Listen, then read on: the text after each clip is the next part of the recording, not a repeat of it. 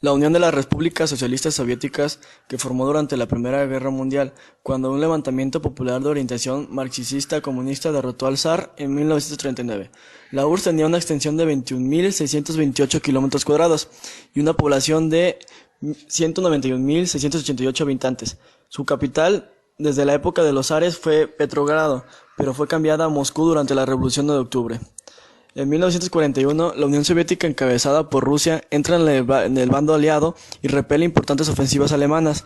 Las pérdidas que sufre el ejército alemán en la batalla de Stalingrado, una de las más sangrientas de toda la guerra, son cruciales para la victoria aliada. Las fuerzas alemanas no vuelven a recuperar la iniciativa en el este y tienen que reorganizar sus efectivos para paliar las bajas.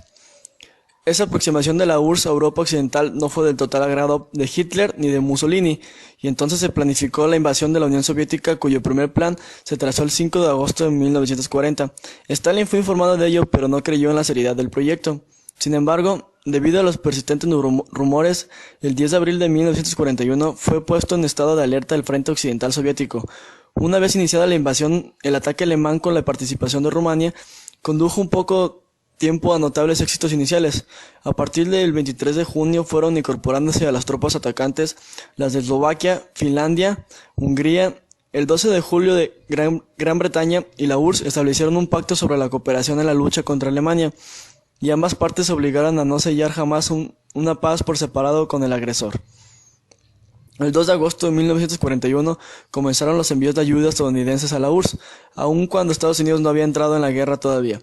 Los ejércitos del norte, centro y sur alemanes continuaron avanzando en dirección al este, cruzaron la línea Stalin en julio y batieron los ejércitos soviéticos en varios cercos: Uman, Kiev, Bryansk y Vyazma. El 6 de noviembre, Stalin comunica las bajas soviéticas: 350.000 muertos, 378.000 heridos y más de 1 millón desaparecidos. Sin embargo, fracasó un intento alemán de conquistar Moscú. El contraataque soviético, con refuerzos llegados de Asia Oriental y de sus aliados, y gracias al invierno especialmente duro que diezmó a las tropas alemanas no preparadas para la estación, condujo a graves derrotas de los alemanes y a pérdidas de terreno de manera inexorable. Desde agosto de 1943 hasta abril de 1944, el Ejército Rojo recuperó toda Ucrania. En abril y mayo de 1944, Crimea. La ofensiva soviética del verano de 1944 llevó durante los meses de julio al aniquilamiento del grupo de ejércitos del centro. La ofensiva rusa del invierno de 1945, que partió de Baranov en dirección a la ribera occidental de la Vístula, constituyó el preludio del enfrentamiento final y de la caída del Frente Oriental Alemán, que culminó con la conquista de Viena el 13 de abril y de Berlín el 2 de mayo de 1945.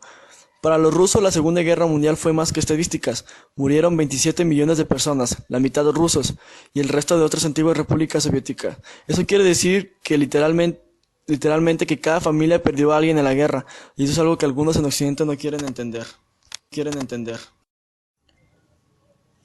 Al finalizar el siglo XIX y a comienzos del siglo XX, las victorias en la Primera Guerra Chino-Japonesa, la Guerra Ruso-Japonesa y la Primera Guerra Mundial le ayudaron a Japón a expandirse en un periodo inmediatamente militarista. En 1933 estalló la Segunda Guerra Chino-Japonesa a raíz de un pequeño incidente. El ejército Kwantung actuaba de manera muy independiente del gobierno japonés, que trataba de ser más moderado a sus relaciones con China. Las fuerzas japonesas ocuparon toda la costa china y cometieron atrocidades con la población, en especial durante la caída de Nankín. Sin embargo, el gobierno chino no se rindió y la guerra continuó en menor escala a lo largo de la Segunda Guerra Mundial. En 1940, Japón ocupó la Indochina francesa y se unió con Alemania e Italia para formar el Pacto de Acero. Esta alianza exasperó a británicos y estadounidenses, que respondieron con un boicot petrolero. La escasez de combustibles forzó al Japón a capturar las zonas petrolíferas de las Indias Orientales holandesas, arriesgando una confrontación bélica con Estados Unidos y Gran Bretaña. En diciembre de 1941, Japón atacó a las potencias occidentales en Pearl Harbor y varios otros puntos en el Pacífico. Rápidamente tomó el control de una extensa área que se expandió hasta las fronteras de la India en el oeste y Nueva Guinea en el sur en solo 6 meses. En todos los frentes, el ejército japonés se mostraba imbatible. La guerra tuvo su punto de quiebre en la batalla de Midway en junio de 1942, y a partir de ese momento, las fuerzas aliadas recuperaron poco a poco los territorios ocupados. En 1944 comenzaron bombardeos intensivos sobre las ciudades japonesas. El 27 de julio de 1945, por acuerdo tomado con la Conferencia de Potsdam, las fuerzas aliadas le exigieron a Japón la rendición incondicional o sufrir las consecuencias y ser destruido. Los días 6 y 9 de agosto de 1945, aviones estadounidenses lanzaron bombas atómicas en las ciudades de Hiroshima y Nagasaki, y para intentar participar en la ocupación de Japón, la URSS declaró la guerra el día 8. El 14 de agosto, el emperador Hirohito decidió rendir las armas incondicionalmente. Estados Unidos ha sido protagonista en los conflictos sociales a lo largo del tiempo. A continuación hablaré de su participación en la Segunda Guerra Mundial, Guerra Fría y de su actualidad. En la Segunda Guerra Mundial permanecía unido en contra de los países del eje, pero se mantenía un tanto alejado de la guerra. Apoyaba con armamento y ejército. Hubo un hecho que marcó el protagonismo de Estados Unidos, que fue el ataque aéreo de Japón a la base militar de Pearl Harbor, ubicada en Hawái, una de las más grandes e importantes de Estados Unidos, el 7 de diciembre de 1941. Al día siguiente, Estados Unidos le declara la guerra a Japón, metiéndose de lleno a la guerra. Intervino para que Alemania se rindiera rodeando a la ciudad de Berlín. Una vez rendidos todos los países del eje, excepto Japón, Estados Unidos aprovecha y bombardea a Hiroshima y Nagasaki el 5 y 9 de agosto de 1945 respectivamente, forzando así su rendición, dando así fin a la Segunda Guerra Mundial en 1945. La Guerra Fría, Estados Unidos fue principal protagonista junto con Rusia, peleando por ver quién era la mayor potencia. Se caracterizó porque ninguno de los dos países intervino militarmente, de ahí el nombre de esta guerra. En la actualidad está relacionado en todos los conflictos armados, pero no de manera directa. Apoya con armas y en cambio los países en forma de agradecimiento ofrecen todas sus riquezas en todos los ámbitos, viéndose claramente beneficiado Estados Unidos. Los globalifóbicos. Antes que nada, la globalización es un proceso de integración mundial en los ámbitos políticos, económicos y sociales, culturales y tecnológicos. Los globalifóbicos son un grupo que luchan contra la explotación del hombre por el hombre y la globalización capitalista.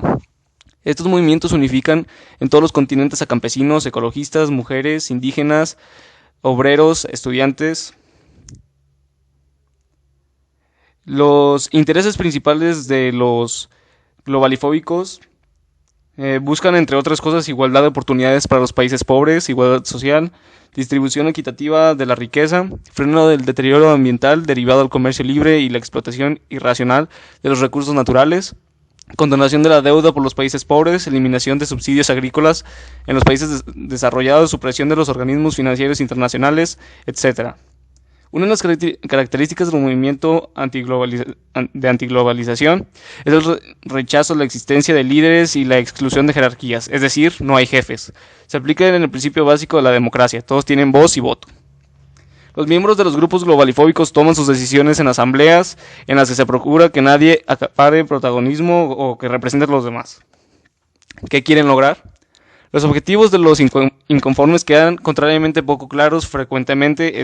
Esto basa en el hecho de que los globalifóbicos mismos son una alianza heterógena que no carece de elementos a veces grotescos. No obstante, una mayoría demanda una serie de reformas muy concretas, entre otras, y una regulación más severa del sistema internacional de finanzas, entre otras cosas, una vigilancia más severa de las bolsas de valores y de los bancos, así como un impuesto de transacciones financieras, acceso libre a los países en vías de desarrollo, los mercados agrarios protegidos de naciones industrializadas, que no haya ninguna ronda de liberación más de la Organización Mundial del Comercio, ningún tratado de comercio sobre la protección de la propiedad intelectual, ningún acuerdo global sobre las inversiones, y etcétera.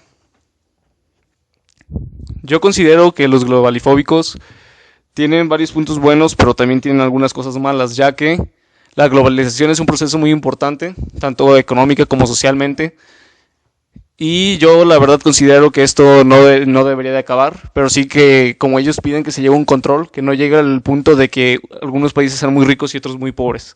Así que yo no estoy ni a favor ni en contra, simplemente creo que debería haber un punto de intermedio para que los países pobres también se desarrollen y que los ricos no se hagan tan ricos y puedan ayudar a los países pobres. La historia de Corea del Norte comienza con la ocupación japonesa de Corea, que terminó con el fin de la Segunda Guerra Mundial en 1945. Corea fue entonces dividida en dos partes por el Paralelo 38, la Unión de Repúblicas Socialistas Soviéticas. Tomó el control de la parte norte y el ejército de los Estados Unidos de la parte sur. Esto condujo a que en 1948 se establecieran dos gobiernos independientes en el norte y en el sur, cada uno reclamando su soberanía sobre la totalidad de Corea. Las crecientes tensiones entre los gobiernos del norte y del sur desembocaron en la Guerra de Corea, cuando el 25 de junio de 1950 el ejército de Corea del Norte cruzó el Paralelo 38, que actuaba como frontera, y atacó. La guerra continuó hasta el 27 de julio de 1953, cuando el Comité de la Organización de las Naciones Unidas, los voluntarios de la República Popular China y Corea del Norte firmaron el armisticio de la Guerra de Corea. Corea del Norte fue dirigida desde 1948 por Kim Il-sung hasta su muerte el 8 de julio de 1994.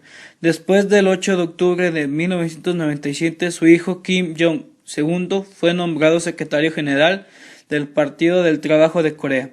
En 1998 fue nombrado presidente de la Comisión Nacional de Defensa y su posición fue declarada como el cargo más alto del Estado. Generalmente las relaciones internacionales mejoraron, incluso hubo una cumbre norte-sur histórico en junio del 2000. Sin embargo, las tensiones han vuelto a hacerse visibles con la reanudación por parte de Corea del Norte de su programa de armas nucleares. Durante el mandato de Kim Jong-il a finales de la década del año 1990, la economía del país descendió considerablemente y la escasez de comida se hizo evidente en numerosas áreas.